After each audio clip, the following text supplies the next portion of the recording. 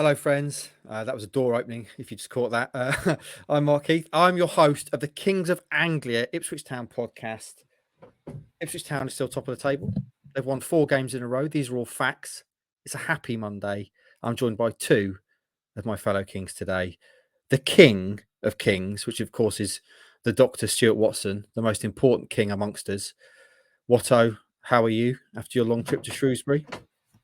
I'm good, thank you. You say it's a happy Monday. Your tone suggests otherwise. You haven't got your. I thought we were going to have a rip-roaring, overexcitable Mark Heath intro today, but you're obviously really trying very hard to keep yourself grounded this season. I like it. I'll admit I was slightly thrown off by the door opening and closing just as I started the intro. So it was a bit of a shambles. Apologise, friends. And we're joined today by the man who's just come back from Budapest. I can only imagine the havoc that was wreaked in Budapest when you were there, Rossi. Obviously, you didn't drive. How are you? How was your week off or your 4 days off? It was very good. A lot of alcohol was consumed. Budapest is very cheap. Pints are just incredibly cheap, like £1.20 in English pounds. But a very beautiful city. I did throw up once during the trip. So, Prosecco Nice. got the best of me. We went on a cruise and a lot of Prosecco was consumed and I mixed my drinks. Yeah. I didn't have you down as a Prosecco drinker, Rossi. What on earth was happening there? It was basically a bottomless Prosecco cruise, basically unlimited Prosecco. So just loads of it was a nice cruise though. What was the occasion? What was it? It was a stag do or something? No, it's my friend's birthday. And she wanted to go to Budapest, and we all just went, yeah, let's do it. So your review would be beautiful. Beautiful. What else would you describe Budapest as? Of course, it was August, so it was sunny, so hot, cheap, as I said. People. Did I see you went to some sort of very posh outdoor swimming pool? Yeah. It was a spa. I don't know how to pronounce the correct name for it because it has got a Hungarian name for it, but I won't try that. But yeah, I went into a sauna, went into an ice bath. So I went in a sauna and then went into an ice bath, which was very nice after being in a sauna. But no, it was a very nice spa. Spas and Prosecco. This is as far from the stag do that was sold to me than humanly possible. You've changed, Rossi. You've absolutely changed. It wasn't a stag though. What kind of food were you taking in, Rossi? It's just loads of meat, and Excellent. So that makes it change it a bit. It changes a bit from Prosecco to loads of meat, loads of burgers and such. Just loads of meat, and you threw up off Prosecco on a boat. Yeah. Yes. Did you just go over the side with it, or? No, that was a few hours after. We went into they got a ruins, basically Hungarian ruins where their bars is, and I had one drink. Ruins the ruins. Yeah, basically, and that was my night done. So I just basically explored the city at 4 a.m. just trying to get back to where we lived because it was like half an hour away. So no, it was a good time. Ross Hall's travel reviews. It's a big thumbs up to Budapest. That's what you're saying. Just lay off the Prosecco, perhaps. Yes. Excellent. Someone else who may have been on the Prosecco this weekend, I don't know, Stu, obviously you had a long journey, but a frankly ridiculous early shout from last week has come true, which I'm now going to press you as to whether you're going to double down on. You said that if Ipswich Town won, as Andy Warren had predicted, both games to 0 last week, which they duly did, beat Burton and then followed it up with a 3-0 tonking of Shrewsbury, that you then would guarantee that Ipswich Town would at least make the top 6. That has now come to pass. Are you doubling down on that, or do you want to go back a little bit? Because you then predicted 1-1, I think, as your prediction. I did, Mark. I double down on it. I guarantee that Ipswich will finish in the top 6 of this division. Wow! I know we're only 5 games in. I know we've been here before. I know there's a long way to go, but from what I've seen so far and how things have unfolded across the division, I can't see how this team, this squad, cannot finish in the top quarter of this division. That would be a monumental failure if they don't finish in the top 6. So I'm doubling down on it. There we go. Clean sheets, 4 straight wins, top of the table, top 6 guaranteed. Andy Warren seems to think that a guarantee only works if there's some sort of punishment that goes with it. If they don't, I've got to do something. Right. He's working on trying to come up with something on that. Maybe the listeners could help out. I like it. Should mention, so let's commit this to record. It's just gone 8 minutes past 1 on Monday, the 22nd of August, 2022. Stuart the Doctor, Stone Cold Stuart Watson, has just guaranteed that Ipswich Town are going to at least finish top 6. There we go, friends. I'm all over that. Write it down. Watson has spoken. I should also mention, on the subject of Watson speaking, if you're watching this video, and I know we didn't put the videos out last week, there is a kind of a 1985-esque delay on the line with Watson speaking and the noise coming out. And also, he's also blurred the background because of the horrors behind him. Currently mid renovation of Watson Towers, isn't it, Stewie? It's not like anything that's potentially illegal behind you. No, just junk. We're getting some carpets done at the moment, so the entirety of the top half of our house is all crammed into the very small room that I work from. So I've blurred it, and it's created quite a comedic delay, hasn't it? As you said before we started recording, it's a bit Eurovision 1980s when they're getting the scores come in from Moldova. Yeah. The images are not matching up with the sound at all. I'm sure if we're clever, we could have some fun with that, but I'm not. So let's move on, boys. Great to be in your company. Obviously, Hutchie is away. Big Porker is away as well. We retake the squad once again. And let's start with something that's happened this morning, Stewie. Sexy stuff wise. Tyreece Simpson, the long-running Tyreece Simpson saga, looks like it's coming to an end now. Do you want to bring listeners up to speed with what the latest is on that? And then we can have a little chat about it. Yeah, deal finally agreed for the sale of Tyreece Simpson, and that is with Huddersfield, Championship Club Huddersfield. And I think this is a very good deal that Ipswich have got for him, given the circumstances surrounding him, the fact that he's going into the last year of his contract with no option now. £500,000 guaranteed, with the potential for it to rise into a healthy 7 figures with potential add-ons. And also a decent little sell-on clause negotiated as well, which is the Mark Ashton way. It's what he did at Bristol City. It's what he's managed with Ipswich as well. So that's agreed. Does that mean that he's definitely going to end up at Huddersfield? Not necessarily. I think there's still a bit of work to be done on personal terms between Tyreece Simpson, his representatives, and Huddersfield. And there's a few other clubs that have been sniffing around him this summer. Luton, Middlesbrough, Hull in the Championship, Barnsley and Peterborough just come down to League One. Of those clubs, from what I gather, Luton have probably shown the strongest interest. That goes right the way back to January when he's recalled from that loan spell from Swindon. So will Luton or another come to the party late now? We shall see, but it's looking like Ipswich Town are going to get a decent little amount of money for Tyreece Simpson before the window slams shut next Thursday. Yeah, Thursday, the 1st of September, if you're asking, 11 p.m. There's two strands to this then. So you touched on one there, which is the deal itself, the amount of money that Town will be getting for Tyreece. And then obviously there's the question about whether it's the right thing to do to sell him. 500k for a largely unproven striker is, in my opinion, unbelievable business. Would you agree with that? Yeah, I think so. Where Ipswich are at as a football club at the moment, we know their ambitions have moved on in the last year or so since the takeover. There was a time where the only way Ipswich Town were going to progress as a football club under Marcus Evans and the pared back spending was to hope that in the traditions of Ipswich Town, a crop of youngsters came through and either took you to the next level or at least raised you the money that you could reinvest in the way that George Burley did after sales back in the day. But the goalposts have moved significantly at Ipswich Town now in terms of who they can recruit and what they can do. And yeah, enough has been said about the impasse with Tyreece Simpson and how that all kind of played out quite messily. Ipswich have been prepared to dig their heels in, stay strong on their valuation. And I think, as I said just at the start there. I think they've managed to negotiate themselves a decent amount of money for Tyreece Simpson. Hopefully this goes through for all parties now, because Tyreece Simpson won't want to lose another year of his career, having sort of been sidelined for the last 6 months.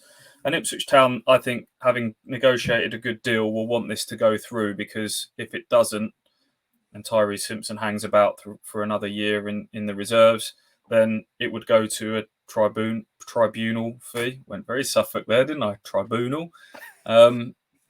Next summer, and there's no guarantee that Ipswich would get that same sort of money for him if you're talking about a panel sitting down and deciding what his value is 18 months without kicking a ball in anger. So hopefully these last few sort of kinks in the deal get ironed out and it all goes through. And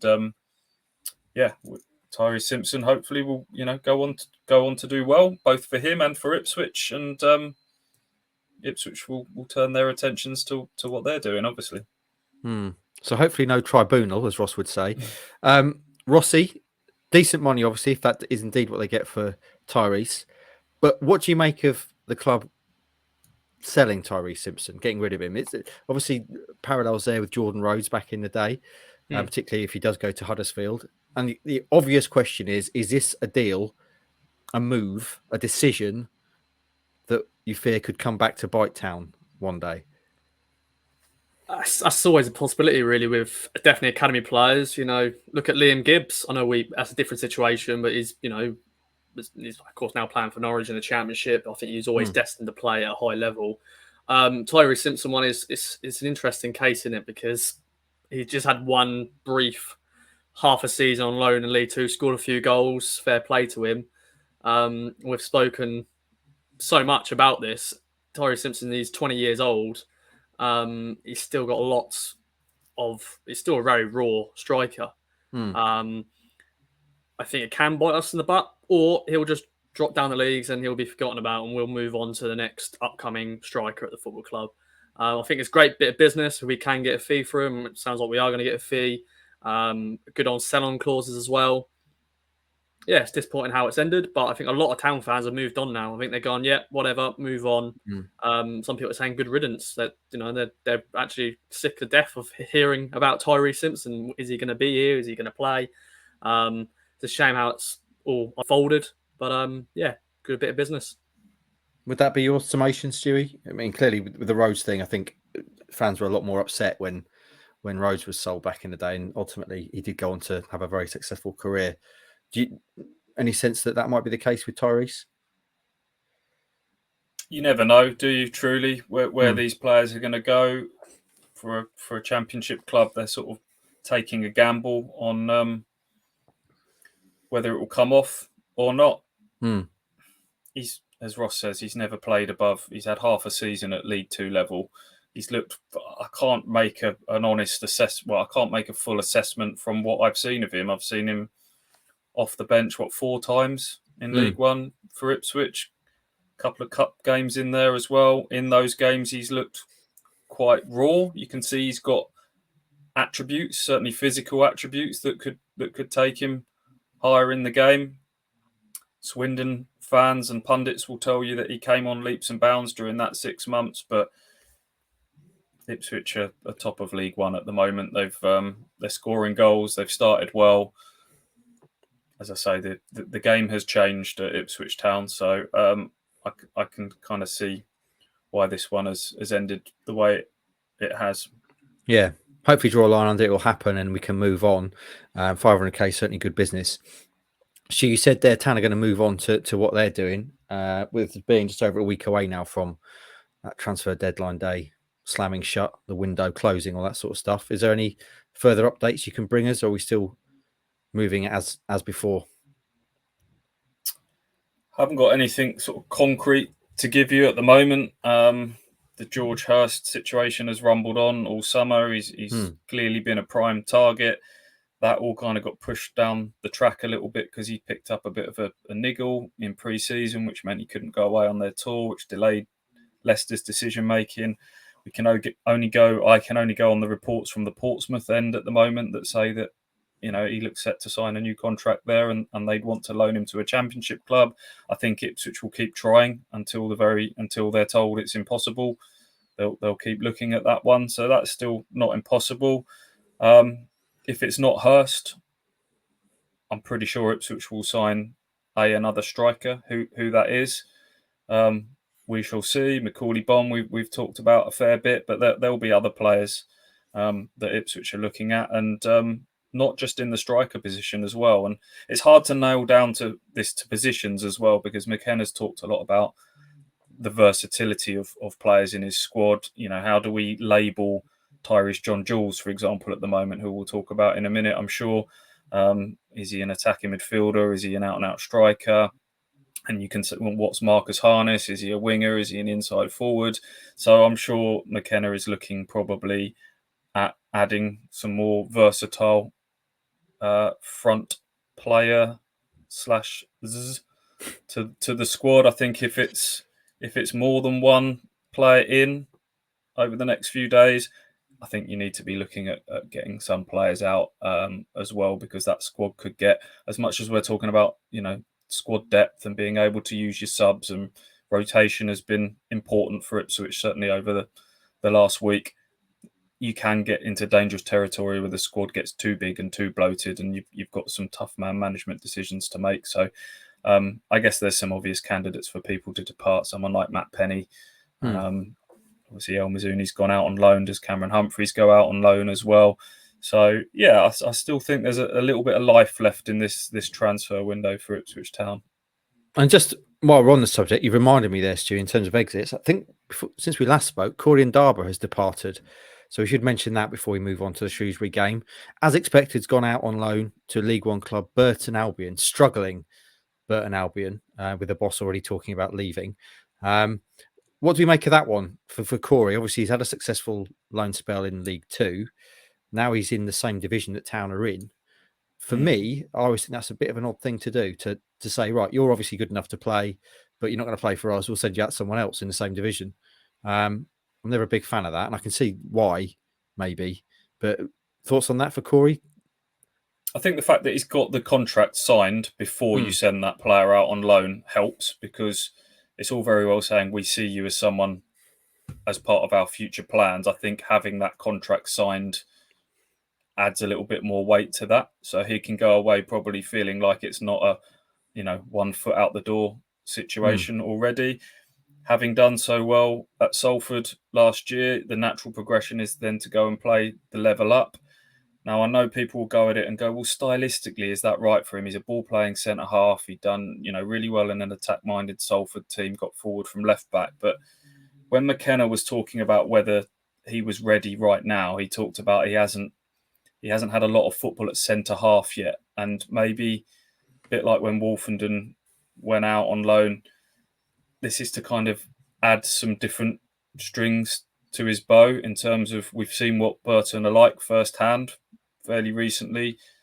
Direct, chaotic, aggressive. Maybe this is just to kind of just add a little layer of resilience to Corey Ndaba, toughen him up a little bit, and just make him a better all-round defender ultimately, and then they'll properly assess him next year. But clearly there was too much traffic in his way to play for Ipswich Town. So if he's not going to play this year, then I'd rather replay games elsewhere. So yeah, we'll assess him again in another 12 months' time, I guess.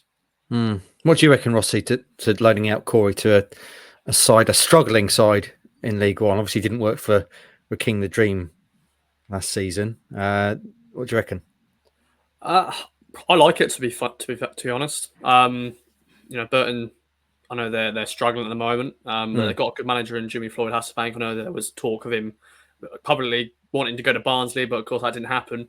But I think he needs to be playing League One football, and for us, he's going to maybe play cup games, come off the bench maybe for the final 10 minutes of winning the game, and that's not really good for him.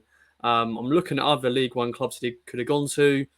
I'm trying to think. Charlton and Town maybe.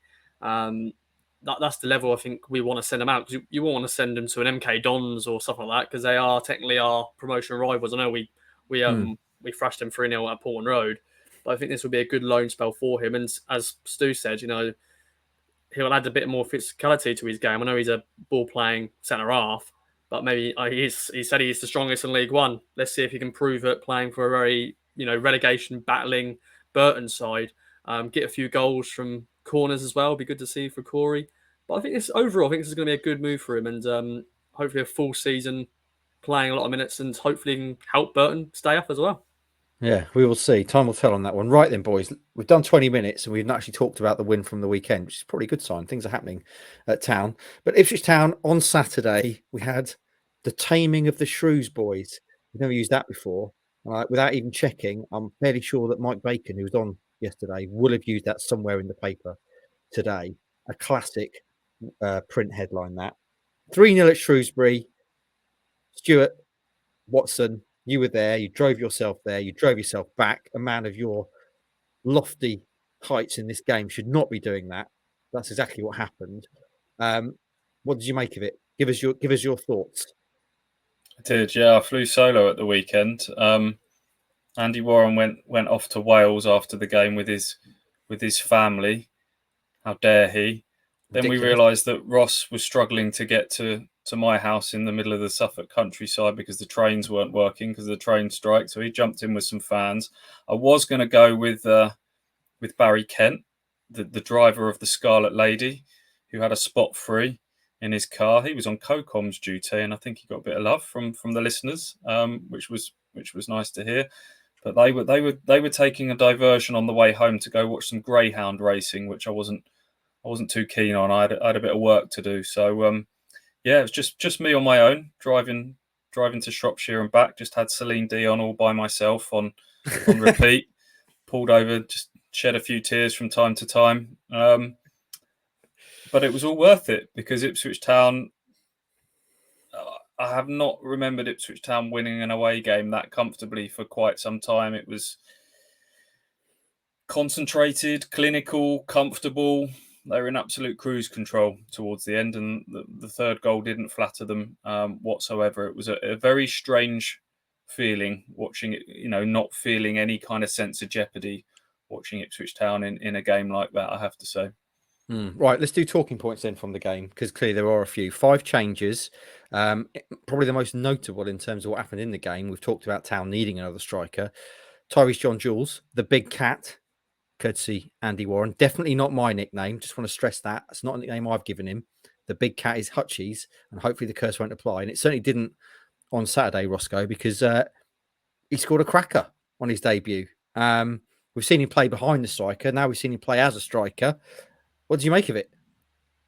Oh, what a day. What a day in Shrewsbury, Shropshire, all that sort of stuff. We had all weathers, by the way. It was sunny when I arrived. Then it started to rain a little bit. Then the sun came back out. Then it rained a bit again. And we had raining goals because, Tyreece John Jules, what a finish. A very good solo goal.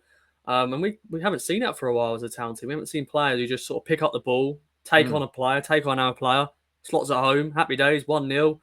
And that was the start of a very good performance. And as Stu said, we haven't seen a comfortable away win for a very long time. I don't know the last time we probably spoke on this podcast saying, we're 1-0 up, comfortable, got the second, got the third, 3 points, clean sheet, top of the league, 4 wins in a row. Of course, not getting too carried away, are we, boys? 5 games in. But we've got to be positive. We've got to be happy because we've got a team that is just enjoyable to watch.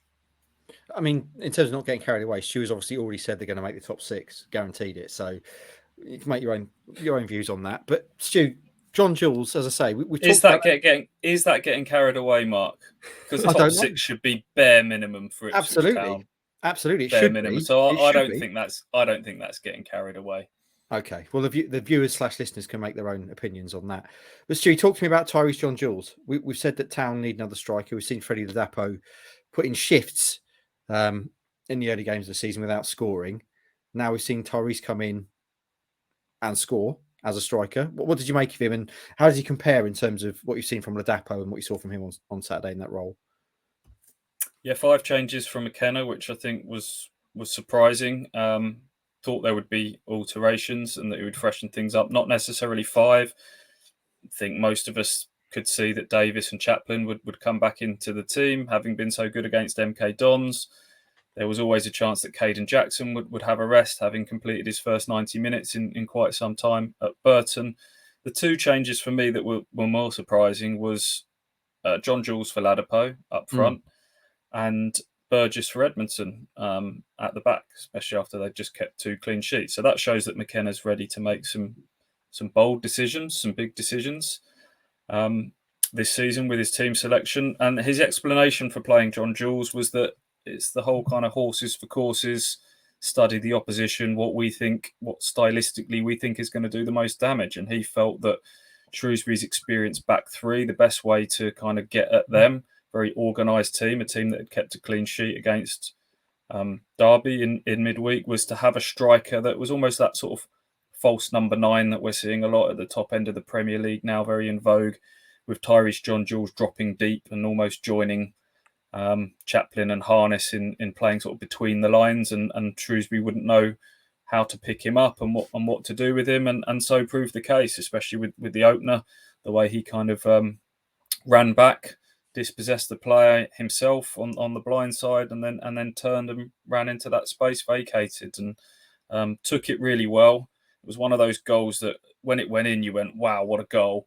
And then I watched it back and went, defending's a bit iffy there, isn't it? I mean, Jay Dunkley overcommits himself horrendously. He sort of like just flings himself anticipating the left-footed shot, and John Jules just kind of rolls inside and strokes the ball in. I mean, there was a non-challenge from Shipley on him as well in the build-up, but it was a very good goal. A goal I think I described as being sort of born out of graft and guile. And once that first goal went in, it just felt very early on in this game that there was a golfing class in this game, and it proved to be the case. In terms of that conversation around where you play John Jules, I know McKenna's made a big thing about players being adaptable and being able to play multiple positions and being like water, the old Bruce Lee quote, fitting any kind of scenario. But having seen him play the striker role for the first time, Stu, is that somewhere you'd like to see him play more? We've talked before about what is he? Is he someone who plays behind a striker? Is he someone who can play as a striker? What do you make of that, having seen him play? I've liked him in pre-season and off the bench, playing as a number 10. He looked like, and I liked him up front at the weekend. I think McKenna will say that he'll tell you he's a number 9. Just as Connor Chaplin will tell you he's still a number 9. Once these players have played as strikers, that's what they see themselves as. But I think he's equally capable of playing both, and it will be, like I've said before, there'll be different opponents where that skill set is more suited to playing in different areas of the pitch. But he's not. You wouldn't describe him as a target man, but he's big enough. He's quite strong. He looks like someone who can back into centre halves and occupy people as a 9. But I think where he does his most damage is definitely kind of between the lines, dropping into those spaces. The thing I like about him the most is two things really: is his movement and his awareness. I think he's quite clever with his movement, and his first touch is great, especially if you get balls in around his throat, chest area. He looks like someone. There was a lovely touch that almost he took on his shoulder in the first half and sort of played it round the corner. He's got good awareness of. He can see the picture of what's around him. He knows where the ball's going before it comes to him. So he's a lively player, and I think Ipswich have done really well to get him. I had him down as the potential surprise package based on the glimpses that we'd seen on him in pre-season. Sam Morsey has been waxing lyrical about him. McKenna, someone who's very prone to not getting carried away. You could hear the excitement in his voice when he speaks about John Jules leading up to the season. So, hopefully they can keep him fit. They've eased him in very carefully because he finished last season injured, but exciting player, and I'm looking forward to seeing a lot more of him. So I'd say that was consummate, Stu. Expertly dropped in the fact you picked him as surprise package. Just drop that in seamlessly into the conversation, so we all fully in the knowledge of your tip pre-season. Unlike, for example, me, who said Cameron Humphreys. Mark, what you did say, and I think you're pretty strong on this one now, is that Ipswich will not be in the bottom half all season. After I can't remember what game you put on it, but game 4, I think I said. I think you're that's a safe bet there. That one. Stewie, superb work from yourself, if you don't mind me saying. I'm just pointing that out as well. Rossi, talk to me more about the game. What else did you like? We have to talk about Leif Davis. Sounds like he had a good game. KVY came in, played the Wes Burns role. What else did you like about this game? Talk to me. Wow. As I said before, last time we played Shrewsbury, we were 1-0 up, playing okay. Karen Burgess got sent off, and then they scored. Was that I don't know, 85th minute, something like that. Absolute great strike from, was it Wally? Was it something Wally? Of course, now doesn't play, but Shrewsbury.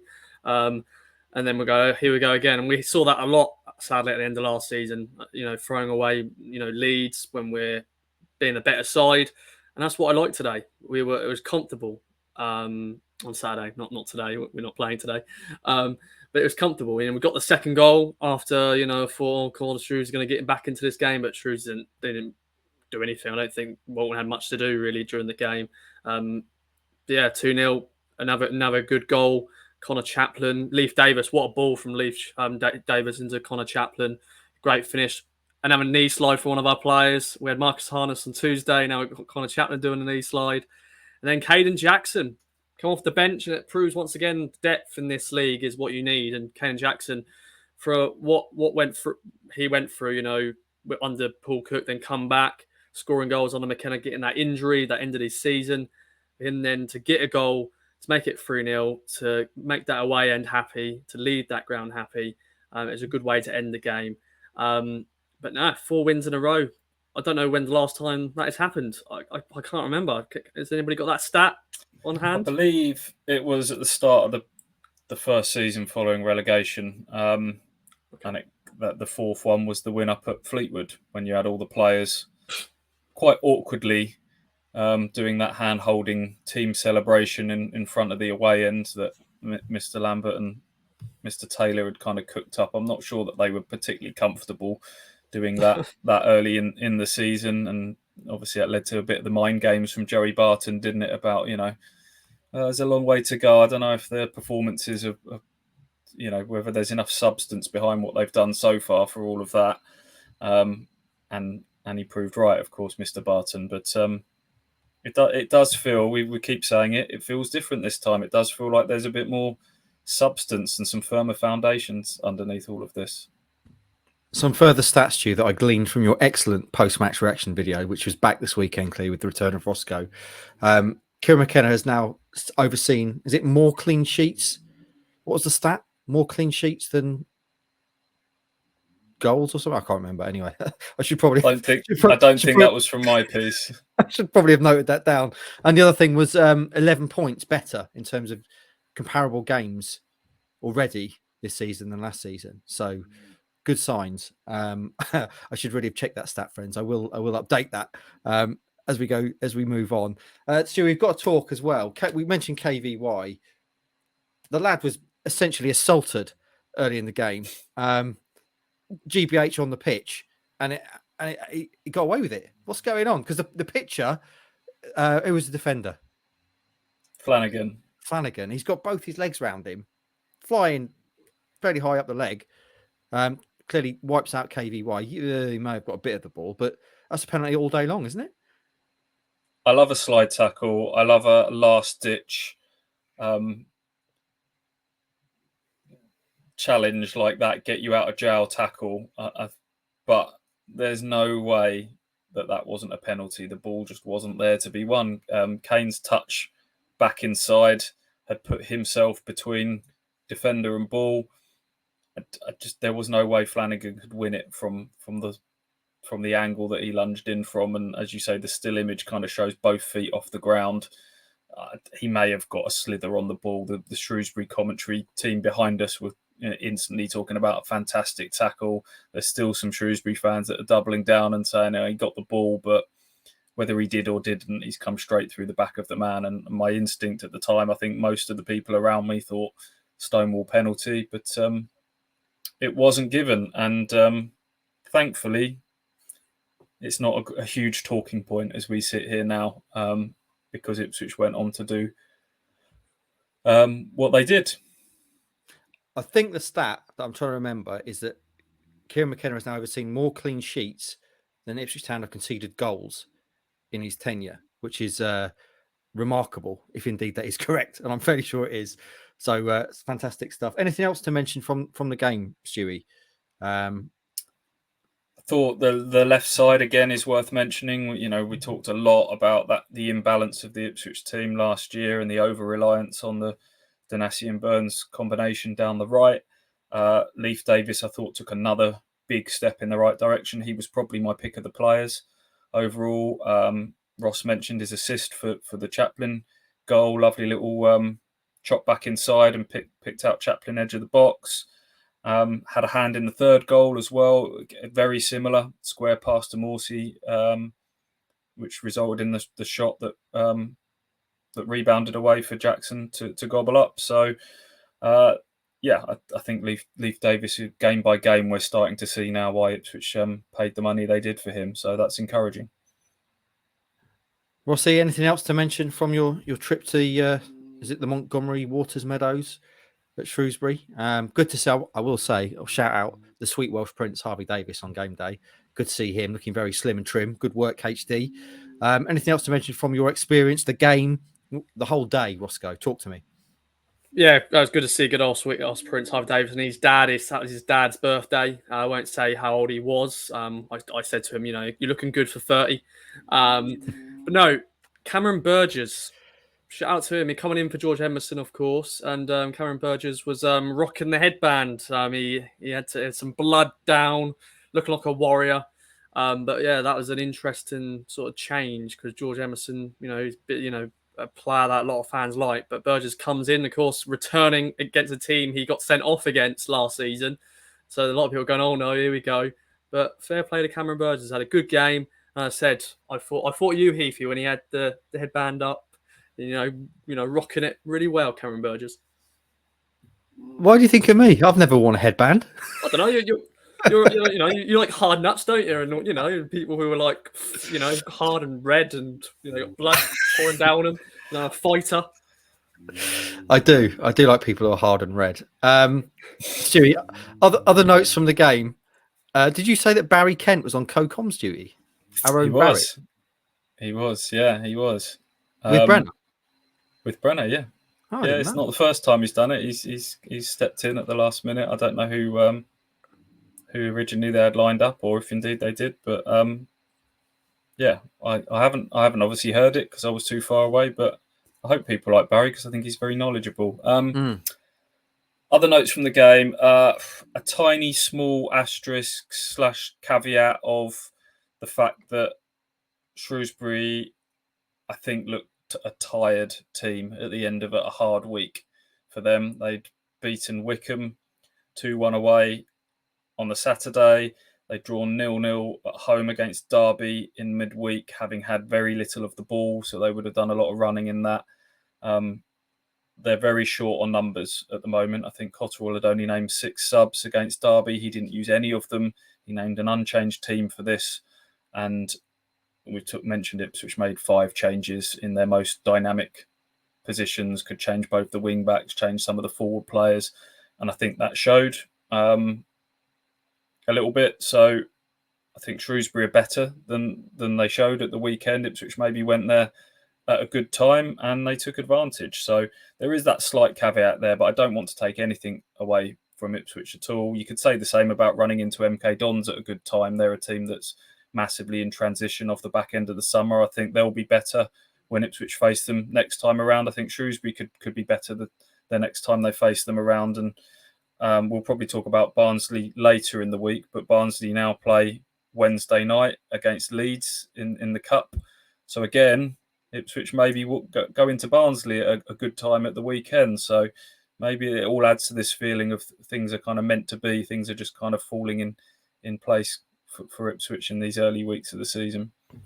It is at Portman Road on Saturday, Stu, so don't go to Barnsley, please. Sorry. We need you in Suffolk, not in Yorkshire. Friends, let's draw a line under Shrewsbury then. Another good win. Ipswich Town are top of the league after 5 games. Tremendous. But friends, let's take the next 10 minutes to discuss what we've learned, shall we, about Ipswich Town after these first 5 games. My dog is snoring. I'm about to go on mute. I do apologise. That is not a hurricane. Stewie, kick us off. After 5 games, what can you give us that we've learnt about Ipswich Town? I will kick us off with they look a more resilient side. If you remember, Kieran McKenna talked about putting together the. What are you two giggling about on mute in the background? Nothing. You took one of my, so I've just got to cross it off my list. But carry on, Steve. Okay. Right. Okay. Well, I've claimed it. More resilient. McKenna talked about putting together a pre-season program specifically to build up some resilience in this team. Ross mentioned it earlier about maybe letting some points slip where they shouldn't have done last season. McKenna put together a program of a tough pre-season fixture program against a lot of Premier League clubs, Arsenal, Crystal Palace, West Ham, to sort of test them a little bit and see how resilient they are. And they've shown that in the early few weeks of the season. 1-0 down to Bolton on the opening day to a soft penalty. Showed some resilience to come back, level that, and almost win it at the end. Forest Green Rovers pegged back to 2-1, the sort of game that they would probably let slip last season. Didn't, got back control of the game, saw it out quite nicely. Burton, sort of game that they, under that sort of physical pressure, the sort of game that they would have probably crumbled under last season, dug out a 1-0 win. And then, again, no, the weekend isn't an example of that because it was so comfortable. But more resilience in this Ipswich Town team. I think we've learned that from the first few games so far. Okay, resilience then. Roscoe, that was one of yours. Give us something else that we've learnt about Ipswich Town and try and steal one of Stu's next ones. I don't think I'm going to, but I'll try my best. We've sort of already said it in this podcast already, and it's a bit of a cheat one for me to use this because it is just the left-hand side. As we said, we've been reliant last year on the right-hand side with Janoy and Wes, but this time around, Leif Davis on the left, we've finally got someone who can play left back and do it well, go forward well, defend well, get assists. And that is what I like to see. We've got a bit of a balance now, even with KVY coming in at right wing back for Wes Burns on Saturday. I think we've now got a balance on both sides. Of course, if Leif Davis does get injured, sorry everybody, I've just jinxed him. I'm hoping there is someone to then jump into left wing back role. I'm trying to think who could play there. Kyle Edwards, maybe. Greg Lee would be your next man, wouldn't he? My boy! I forgot about Greg. Sorry, Greg. We've torn down the statue already. Oh, dearie me. Sorry, Greg. Yeah, Greg could go in. That's how we go. We've got a balanced both wings because, we've got players that come in for them. Sorry, Greg. Oh, no. I can't believe you forgot Greg Lee. Oh, no. As an option on that left-hand side, the man that you've been tipping all pre-season. Obviously, Ross, I don't think we've actually spoken to you. We're talking about forgetting things since you forgot to go to your theory test. Yeah, that was my bad. I got my dates mixed up and I realised too late. I was just double checking when I've got my next one. I was like, oh, bugger. I've missed it by a couple of days. So, I've made sure now I've got alarms and it's on my calendar. It appears when it's on my calendar. So, all good. You missed it by 2 days. You didn't realise for 2 days you'd forgotten. Wow, that is tremendous. Anyway, any update on the driving while we're on it? Have you got another one scheduled in? I'm booking another one today when we finish the pod just to see what dates are available. So hopefully there's one this week. If not, could you share the date once you have done so we can all remind you, as in the KOA Army, that you have a theory test to attend that day? It's the only way it's going to be done, I reckon. Right then, Stu. So we've got more resilient. We've got a much better left-hand side. Give us another thing that we've learned about Town so far. I've given you more resilient. I'll give you more clinical as well because Ipswich, after McKenna came in, we saw the possession football. We saw the way Ipswich were able to control games of football, but they weren't able to put teams to the sword, and it came back to bite them. We mentioned the Shrewsbury away game was one of several examples of that happening. They've done that in a couple of games already so far. MK Dons, goals 2, goals 3. Likewise against Shrewsbury at the weekend. They look like a team that are motivated by the past. McKenna's talked about the players referencing a lot of the reverse fixtures from last season. The talk at half-time at the weekend apparently was, remember what happened here last season. We've got to keep our foot on the pedal and make sure we kill this game off. And that's what they did. So more resilient and more clinical as well, which is a powerful combo. It is indeed. More resilient, more clinical, better left-hand side, Rossi. What else have we learned? Like we've always had squad depth. We've always had a big team, under Paul Lambert. If you look at the programs, you have the teams at the back. You see we've got like 30 players in our team, and the other teams have got maybe just 20 players. But I feel like we've got a good squad depth now of quality players. I don't feel there's anybody on the bench where I'm like, they're not going to play because they're not that good enough. But I think and you saw on Saturday, the 5 changes we made was good thinking from Kieran McKenna. We used to have that rotation policy under Paul Lambert, thinking, oh God, here we go again, changing the goalie, changing that player. But there's a lot of thinking now that I feel go into Kieran McKenna with these changes. Karen Burgess coming in, Tyreece John Jules starting up front. And that's what I like to see. And that's what I think a lot of fans are now enjoying. There's a lot of thinking behind these substitutes. As Stu said earlier in the chat, we looked at, Shrewsbury's previous games and he thought this is the perfect game for John Jules to come in. And he just, we've got that squad depth now, different players coming in. As I said, we've got Greg Lee, who can come in for Leif Davis if Leif Davis needs a little bit of a rest. And that's what I like to see, just that squad depth getting used well.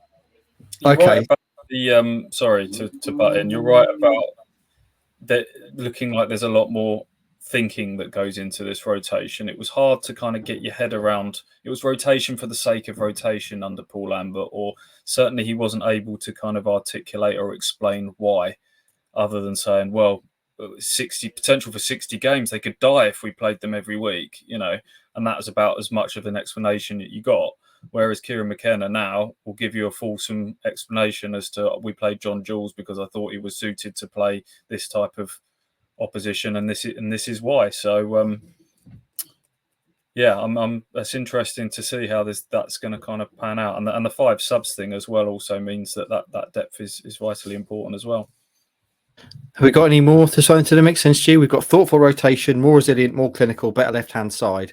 What else have you got, if anything, to throw into the things we've learned after 5 games mix? I guess ultimately to round off the more resilient, more clinical would be more consistent, which goes without saying. If you've improved all those things that we've talked about, then it means you're going to be more consistent with your performances and your results. And that's why Ipswich have been able to finally win 3-4 games in a row, something that they didn't manage to do all last season, why they've been able to improve on the fixture by fixture comparisons of last season. More consistent, which is what you need to ultimately be top of the pile. Do I think they're going to suddenly go the whole season unbeaten? Do I think it's going to be all sunshine and rainbows the whole way through? No, I don't. But they look like a team that will be able to ride good momentum for longer and will be able to kind of, that Burton game could easily have been one that disrupted a bit of momentum, but they'll be able to find ways to win when they're not bang at it this season. And that ultimately is what underpins successful sides, which is what we all hope they'll be this season. Rossi, have you got any more to throw into the mix? Any more learnings?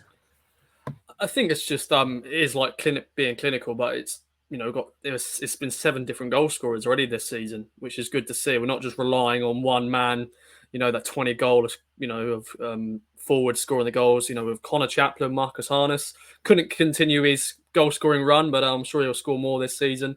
Sam Morsey, Lee Evans, Kane Jackson is off the mark. Who else has scored? One more player in there. Wes Burns, Tyreece John Jules. So 7 different goal scorers already in the opening 5 games, which is good to see, and hopefully that everyone will just spread the load this year of scoring. Sorry, that's a bit maybe not the right word, but they'll spread the goals. Share the goals around, Rossi, is what you were trying to say, I think. Right then, friends. So that's obviously all very positive, and there's obviously plenty of reasons to be positive because Ipswich Town are top of the league and looking great early in the season, which is exactly what we wanted.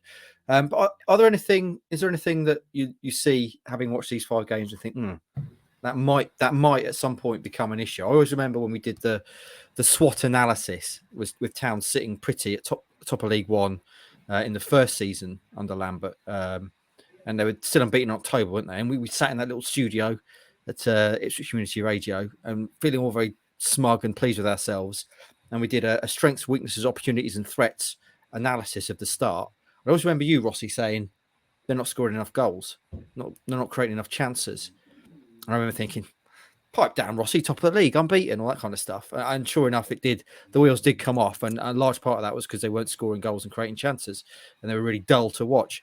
Stewie, Roscoe, I'm going to start with you, Stewie. Is there anything, without meaning to be deliberately negative, but I don't want it to be relentlessly positive either, is there anything you've seen that you think, that could be an issue maybe going forward?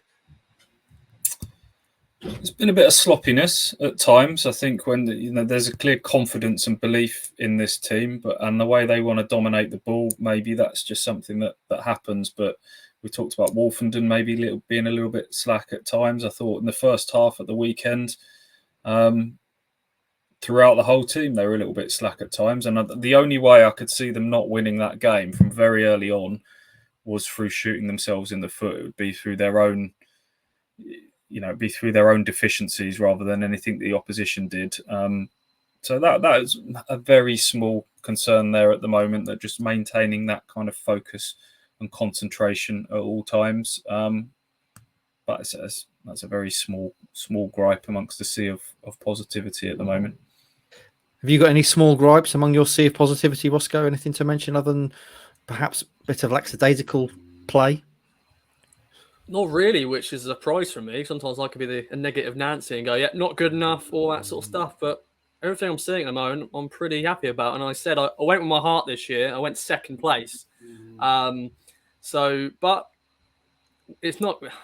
This is going to be a bit negative. It's not going to last forever, is it? We are going to lose a game. We are going to have a bad performance. And I have a feeling the game, like Accrington, is the earmarked game, and it's like Accrington. We always go there and we always lose. They bully us, and they get the win. And sadly, that is going to happen at some point. But I think hopefully we'll continue. We'll lose and then move on, and go on another winning run. But yeah, it's a long old season in League One. 5 games in so far. But I think everything Kieran McKenna's doing at the moment is just great. And, the team behind him, the players we've got, it's got to be this year, innit, boys? It's got to be this year. If it's not, then we're just cursed. This football club is cursed. Superb. I guess that is the big unanswered question, though, isn't it? How they handle the first setback, the first defeat, which is inevitable, you would think. As good as they're going to be this season, they will lose games at times. And the first time they are beaten, how they bounce back from that, because that's obviously been an issue back in the day with Town, hasn't it? Kind of crumbling under pressure, and when the pressure is really on and things aren't going their way, they're falling apart a bit. So let's see what happens when that does eventually come to pass. Hopefully not for a few months yet. Friends, let's move on then to our usual Monday roundup of League One stuff. Stewie, clearly you were at Shrewsbury and Roscoe, but I know you keep an eye on results. There's been some strange results already in League One this season, some eye-opening results. Did anything catch your eye from the weekend? You see Peterborough absolutely tonked Lincoln. Johnson Clark Harris has already got 5 goals this season as he strides towards the Golden Boot. Barnsley got beat 3-0 at home by Wickham, which was maybe a bit of a surprise. Bolton lost at home to Sheffield Wednesday 2-0. Exeter lost at home to Cheltenham, having beaten them 7-0 in the Cup. They lost 1-0 at home in the league. So yeah, and if you look at the table as well, boys, early doors, the top 4, Ipswich, Peterborough, Portsmouth and Sheffield Wednesday, has a kind of expected ring about it, doesn't it?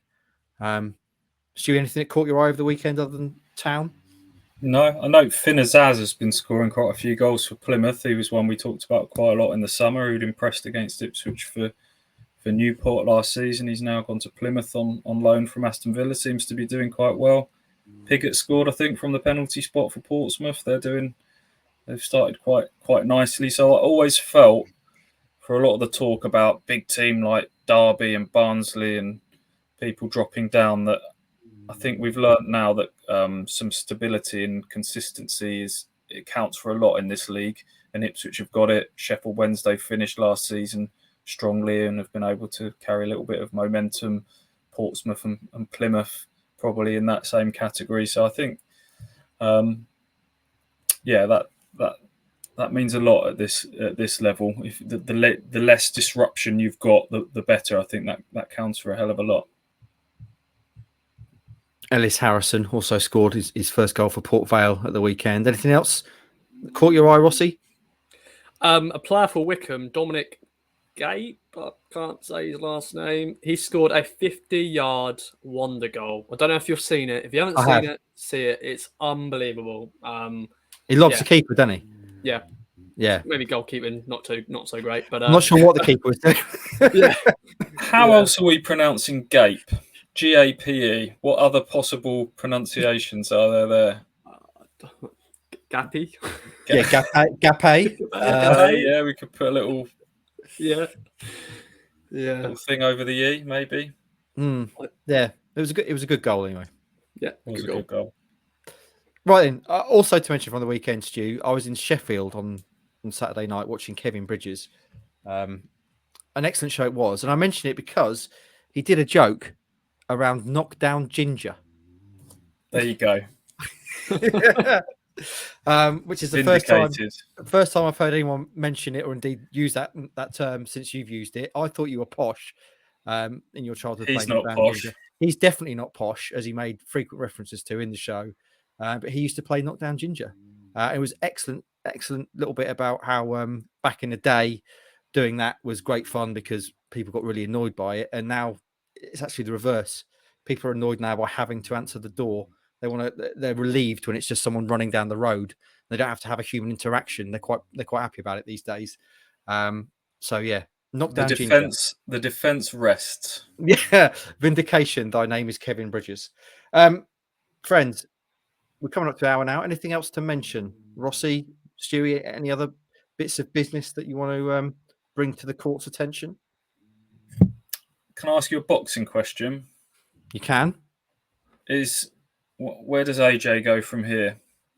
He's got loads of options, mate. I mean, obviously there is talk about him retiring, but there are loads of big money fights out there for him. Deontay Wilder is an obvious one. Dillian White, he could fight again. Obviously, Dillian just lost to Tyson Fury.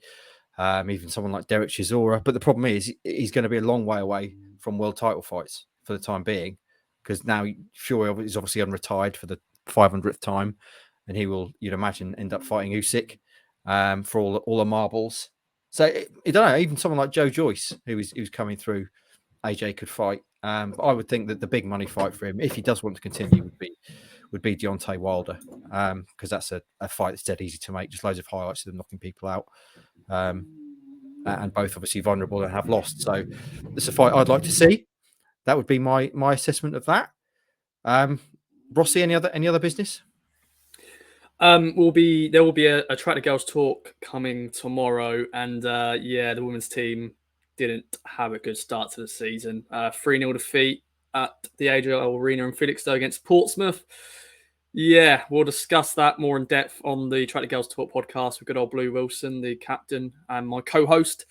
But yeah, not a good start. Normally, we rely on the women's team to have a good, to end the weekend on a positive note. Normally, the men, they lose, and the women's team, they end with a good win. It's the other way around so far this season. But first game in, not a good start. What happened, Rossi? Because I saw that result. I mean, I almost take it for granted now that Ipswich Town women win pretty much every game. What happened? Because losing 3-0 at home on the first day of the season is pretty catastrophic. Well, once again, it's a whole podcast worth of chat because there's a lot of things that went wrong. Portsmouth are a good side. They are a good side. We didn't beat them last year in 2 games against them. We didn't beat them. They're a physical side. They score some good goals. We had some injuries early in the game. We had 2 substitutions in the first half because of injuries. So that changes a lot of game plans and sides. But yeah, unfortunately, we just weren't at it. And a lot of work will need to be done on the training ground. And as I said, Track the Girls Talk podcast, me and Blue will talk about it more in depth. But yeah, it wasn't a good day at the office. And as you said, a lot of Town fans who maybe don't go and see the women's team that often, they normally look at the result and go, yep, another win, happy days. But a lot of surprise faces, that 3-0 defeat. And but a good crowd, 520 fans in attendance, which is great that the momentum of the Euros win has continued. And hopefully they'll continue that average attendance of 400, 500. So hopefully there'll be some fans who, went to the game and went, oh, that was rubbish, I'm not going to go again. Hopefully that won't be the case. Hopefully they'll come back and keep the attendance growing because, women's football is only up, as we all know. Okay, so an early test of resilience for Joe Sheehan's side. When's Track the Girls Talk going to hit the streets, as it were, Ross? We're recording it tomorrow morning, so it should be with you tomorrow afternoon or whenever we decide to put it out, Heath. When do you reckon? When should we put it out? Wednesday morning. Yeah, Wednesday morning. Get ready for it. There we go. The first Tractor Girls talk of the season. Look forward to that, Rossi. Always a good listen. There's already been 2 since the season started, but yeah, the first one to talk about the first game. But yeah, the first Tractor Girls talk of the season after a game has played. Yeah, Rossi. okay, It's clearly what I meant. Yes, yep. Other things to mention, friends. We need your help. It's awards season. The Football Content Awards nomination process come round again. We were shortlisted last year, cruelly denied what should have been ours in the final in London. This time, the awards is being held in Manchester, so we all fancy a little jolly trip to Manchester. If you do enjoy the show, and you would like to vote for us to win Best Podcast (Football League), you can either go on Twitter and tweet your vote for us, or you can also, and actually do both, you can go onto the Football Content Awards website and vote via their form there. We'll share those again from our social medias.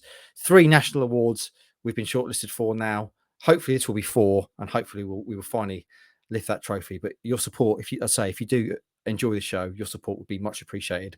On that note, and obviously in terms of support, please support our sponsor Manscaped. Use the code KOA at manscaped.com for 20% off and free delivery on all that excellent clobber. Boys, anything else? Stewie, Rossi, anything else to mention? No business. Other business. No other business. Right then, it's been shambolic at times today, friends. Started with me stumbling over the intro as someone slammed the door somewhere.